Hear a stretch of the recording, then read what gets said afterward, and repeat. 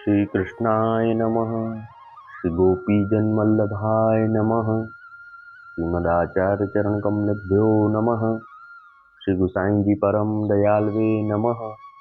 श्री यमुना चतुर्भ्यां नमः।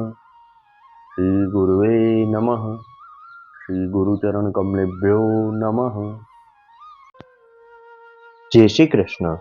अब श्री गुसाई जी को सेवक एक क्षत्रिय पूरव को जाको आत्मनिवेदन करवायो, तिनकी वार्ता को भाव कहत हैं। भाव प्रकाश, ये सात्विक भक्त हैं। लीला में इनको नाम कृष्ण प्रिया है।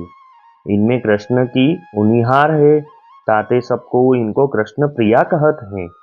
सो इनको स्वभाव सरल बहुत है। ये गंचूड़ा के प्रति है, ताते उनके भाव रूप हैं। ये पूर्व में श्री जगन्नाथ राय जी के उरे कोस 20 पर एक गांव है। तहाँ एक द्रव्य पात्र क्षत्रिय के जन्म्यो। सो बालपने ते इनकी कथा वार्ता में रुचि बहुत हती। सो जहाँ कहूँ कथा वार्ता हुई तहाँ ये जाई, और साधु संत जो को गांव में आवे इनकी प्रीति पूर्वक टहल करे। पाछे यह बरस 18 को भयो, तब इनके माता पिता मरे। तब यह क्षत्रिय और हु मन लगाए के संत महंत महापुरुषन की टहल करन लाग्यो। जो को साधु संत गांव में आवे नयो, ताको यह क्षत्रिय आची भांति समाधान करे। जाको खाइवे को न होई ताको खाइवे को देई, कपड़ा न होई ताको कपड़ा देई, या प्रकार समाधान करे। रात्रि को संत महंतन के पांव दाबे, या भांति बहुत भक्ति भाव संयुक्त वे सेवा करे। सो या क्षत्रिय को जस बहुत फैलियो। सो सब को जस सुनी के इनके यहाँ आवते। सो एक समय एक वैरागी या क्षत्रिय के द्वार पर आधी रात्रि को आयो। सो शीतकाल के दिन हते, शीत बहुत हती।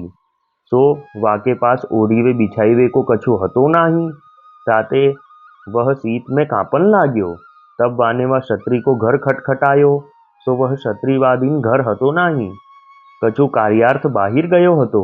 सो वह बैरागी निराश वे वहीं द्वार पर पर्यो रह्यो। सो मारे शीत के वाके प्राण निकसी गए। पाछे सवेरो भयो, तब वह क्षत्रिय अपने घर आयो। सो देखे तो द्वार पर वैरागी पर्यो है। सो या के प्राण निकसी गए हैं। तब या क्षत्रिय ने अपने मन में विचार्यो, जो देखो यह विचारो मेरो नाम सुनी के मेरे द्वार पर आयो होएगो। सो हो तो हतो नाही, सो शीत में आके प्राण गए। सो यह मोह को भारी अपराध लग्यो, ताते अब कहा करनो। या भांति वह क्षत्रिय चिंता करियो करे। अब वार्ता का संक्षिप्त सारांश हिंदी में। अब एक क्षत्रिय पूरव के, ये सात्विक भक्त हैं। लीला में इनका नाम कृष्ण प्रिया है। इनका स्वभाव बहुत सरल है। इनका जन्म पूर्व में जगन्नाथपुरी के आगे एक गांव में एक क्षत्रिय के घर हुआ। वह क्षत्रिय बहुत द्रव्य पात्र थे, और इनका मन तो कथा वार्ता में बहुत था। तो जहाँ कथा वार्ता होती वहाँ ये जाते।